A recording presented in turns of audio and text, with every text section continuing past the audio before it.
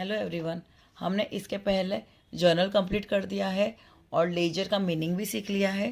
तो आज हम पोस्टिंग सीखेंगे विदाउट वेस्टिंग टाइम।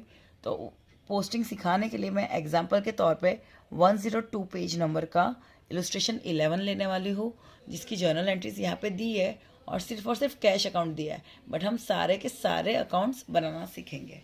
ठीक है, तो शुरुआत कैसे करते हैं? जब सम शुरू होता है तो उसके पहले आप थोड़ा सा फॉर्मेट ड्रॉ करके रख लीजिए। लेजर का फॉर्मेट कैसा होता है? Date particulars journal folio amount, date particulars journal folio amount.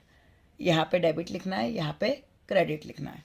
वैसे ही परचेज अकाउंट बनाना है तो date particulars journal folio amount, date particulars journal folio amount, left side will be debit and right side will be credit. ऐसे करके कुछ extra accounts बना के रखना है।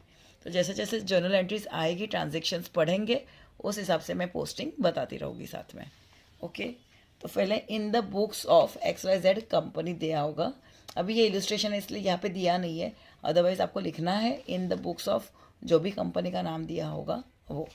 Now first entry is March 2019, cash balance 10,000। तो हम कैश बैलेंस आया मतलब सबसे पहले हम कैश अकाउंट बनाएंगे।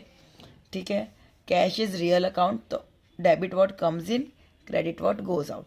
तो अगर कुछ भी इनकमिंग हो रहा है, पैसा आ रहा है मेरे पास, तो डेबिट साइड लिखना है, और अगर पैसा जा रहा है तो उसका रीज़न हम क्रेडिट साइड लिखेंगे।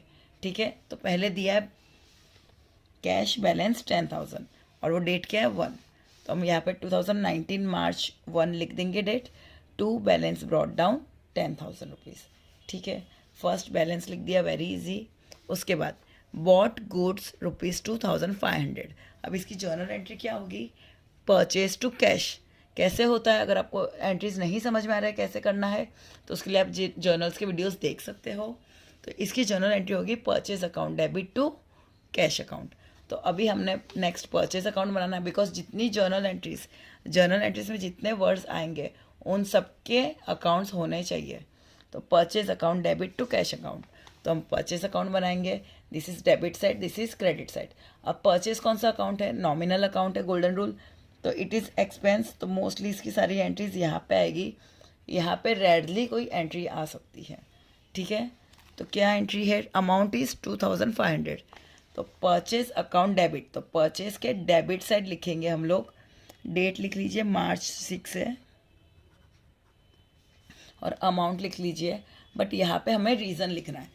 अब परचेज अकाउंट के अंदर परचेज वर्ड तो नहीं लिख सकते हैं, परचेज अकाउंट ऑलरेडी डेबिटेड हो चुका है, बिकॉज हमने परचेज अकाउंट के डेबिट साइड अमाउंट लिख दिया है। ठीक है, अब यहाँ पे रीज़न लिखना है।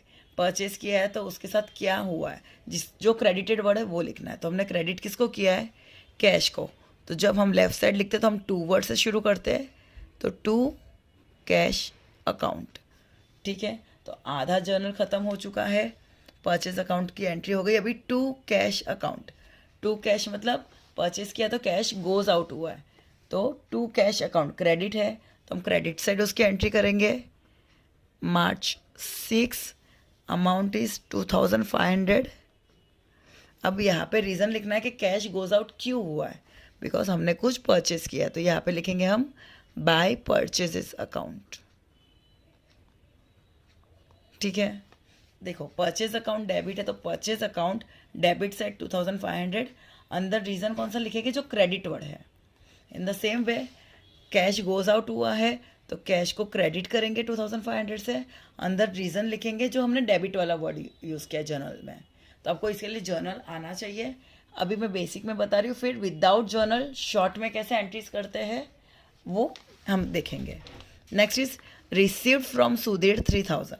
अब हमें पैसा रिसीव हुआ है सुधीर से 3,000, तो इसकी जर्नल एंट्री क्या होगी? Cash account debit to Sudhir account credit. ठीक है, तो हमारे पास कैश अकाउंट तो ऑलरेडी बन गया है, तो वो बनाने की ज़रूरत नहीं है। अब नेक्स्ट सुधीर, तो सुधीर नाम का अकाउंट है नहीं तो हमें बनाना पड़ेगा। उसको हम नेम दे देंगे सुधीर अकाउंट। ठीक है, अब ध्यान से देखिए, कैश अकाउंट डेबिट है तो हम कैश अकाउंट के डेबिट साइड लिखेंगे। डेट क्या है?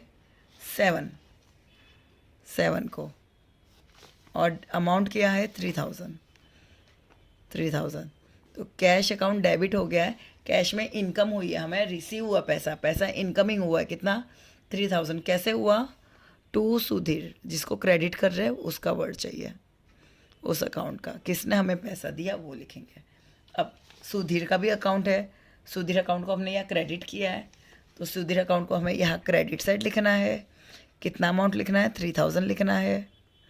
डेट भी लिखनी है हमें, March 7।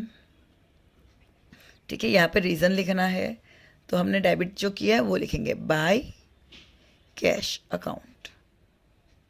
ठीक है, सुधीर अकाउंट क्रेडिट किया है, तो सुधीर अकाउंट के क्रेडिट साइड लिखेंगे the word which is debited in are journal entry. ठीक है, नेक्स्ट इज पेड टू माधुरी। अब हमने पे किया है तो उसकी जर्नल एंट्री क्या होगी? Madhuri account debit to cash account. अब माधुरी अकाउंट डेबिट, हमारे पास माधुरी नाम का कोई अकाउंट नहीं है, तो हम नया अकाउंट बनाएंगे जिसको हम नेम देंगे माधुरी अकाउंट। ठीक है, डेट देख लीजिए, डेट क्या है? 10th, तो we will write March 10। Amount भी देख लीजिए कितना है, 2000 हमने पे किया है। यहाँ पे डेबिट क्रेडिट लिखना ज़रूरी है, वो नहीं लिखोगे तो आपके मार्क्स कट होते हैं। तो माधुरी अकाउंट डेबिट, तो माधुरी अकाउंट डेबिट साइड हमने 2000 लिख दिया। अभी अंदर क्या किया हमने? पे किया है, तो हम लोग लिखेंगे टू कैश, जो क्रेडिट वर्ड है वो यूज़ करेंगे, टू कैश अकाउंट। ठीक है, अब जर्नल एंट्री पे वापस देखो, माधुरी अकाउंट के साइड हमने डेबिट साइड लिख दिया। अब to cash account credit, cash goes out हुआ है, कैश वाले अकाउंट में जाइए, और गोज़ आउट हुआ है तो उसका रीज़न लिखिए बाय माधुरी अकाउंट। ठीक है, बाय माधुरी अकाउंट। डेट क्या है वो देख लीजिए आप, 10th March है, और amount is 2000 rupees. Next, cash sales 7000। अब उसकी जर्नल एंट्री क्या होती है? Cash account debit to sales account.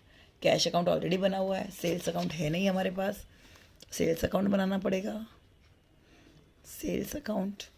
ठीक है, cash account debit to sales account credit, तो sales cash account debit, cash incoming हुई है, सेल किया तो पैसा आया है, तो कैश अकाउंट डेबिट साइड लिखेंगे हम लोग।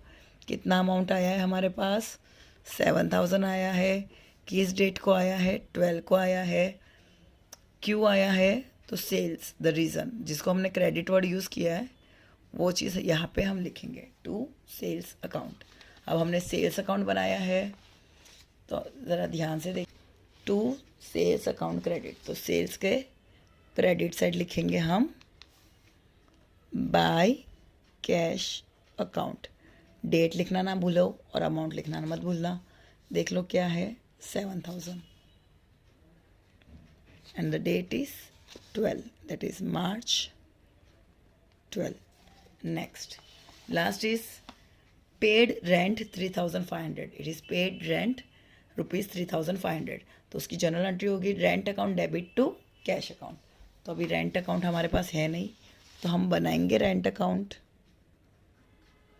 रेंट अकाउंट, तो रेंट अकाउंट को डेबिट करना है, तो ऑफकोर्स रेंट अकाउंट डेबिट।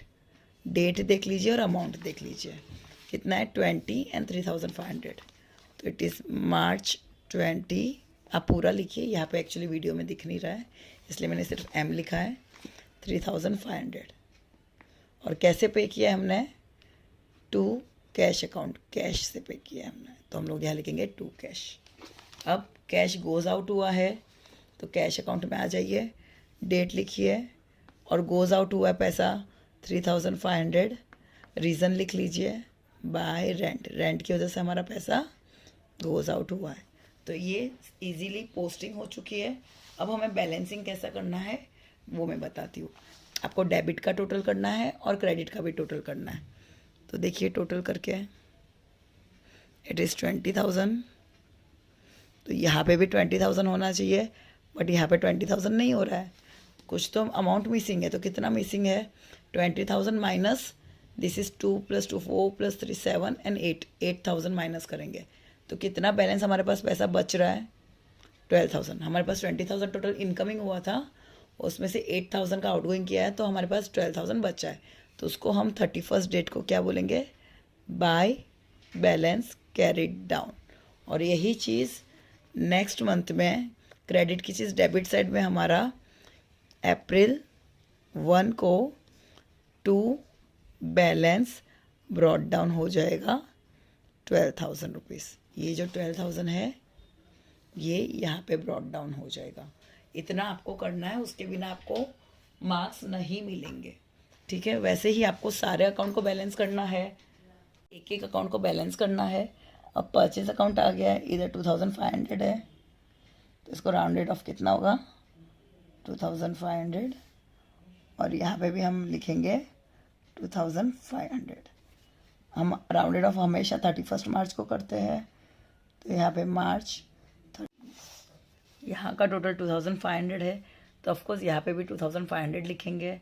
तो वो इधर बैलेंसिंग के लिए क्या लिखेंगे हम लोग, बाय बैलेंस कैरिड डाउन 2,500 और फिर उसी को हम लोग यहाँ पे शिफ्ट करेंगे 1 अप्रैल को टू बैलेंस ब्रॉड डाउन 2,500। वैसे ही सारे करना। भी सुधीर अकाउंट के क्रेडिट साइड में 3,000 लिखा है हमने तो उसको राउंडेड ऑफ 3,000 लिखना है। वही चीज़ यहाँ पे भी राउंडेड ऑफ हो गए 3,000। यहाँ क्या लिखेंगे 31 मार्च डेट रहेगी, डेबिट क्रेडिट लिखना है टू बैलेंस कैरिड डाउन कितना है 3,000। और फिर जब वो नेक्स्ट मंथ यहाँ चला जाएगा अप्रैल 1 को तो बन जाएगा बाय बैलेंस ब्रॉड डाउन 3,000। वैसे ही सबका बैलेंसिंग करना है। माधुरी का भी यहाँ पे 2,000 है, यहाँ पे 2,000 राउंडेड ऑफ करना है